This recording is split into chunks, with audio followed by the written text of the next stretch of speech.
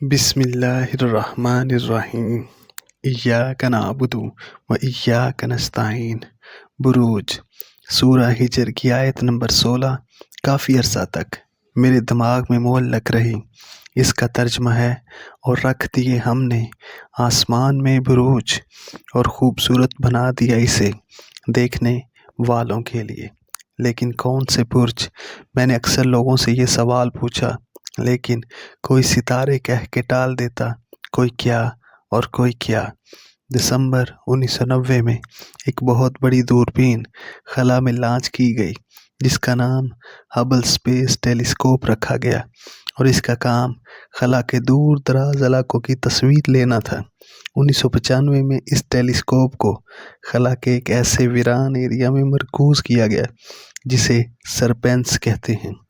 پاکستان سے یہ علاقہ مغرب کی طرف ہے جہاں بہت کم ستارے نظر آتے ہیں۔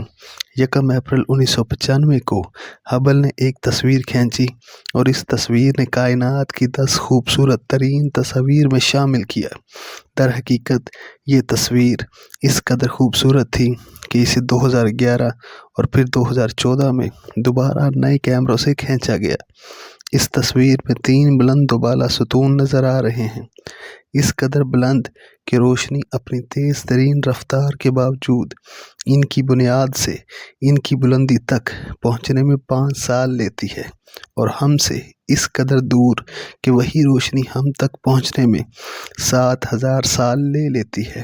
لیکن ایک عجیب بات یہ کہ ایریزونا اسٹیٹ یونیورسٹی کے ڈاکٹر جیف ہیسٹر نے اپنے دریافت کیے گئے ان ستونوں کو ایک بہت عجیب نام دیا، وہی نام جس سے یہ آج بھی جانے جاتے ہیں، تخلیق کے بروج۔ اس آیت اور پھر ان ستونوں کے بارے میں پڑھ کر میں کافی دیر تک خاموش رہا۔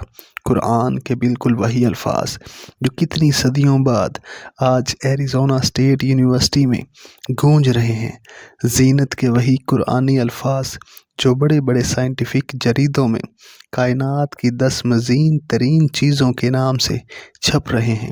ابھی کیا کچھ سیکھنا باقی ہے اور کن کن رازوں سے پردہ اٹھنا ہے، یہ سب کچھ کون دکھا رہا ہے، کون سکھا رہا ہے، ان بروج تک ہماری نظر کون لے کر گیا، اور پتہ ہے ذہن میں کیا جواب آتا ہے، جس کا ترجمہ ہے سکھا دیا انسانیت کو جسے وہ نہیں جانتا تھا۔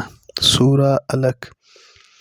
سبسکرائب ماسٹر زین اکیڈمی 2.0۔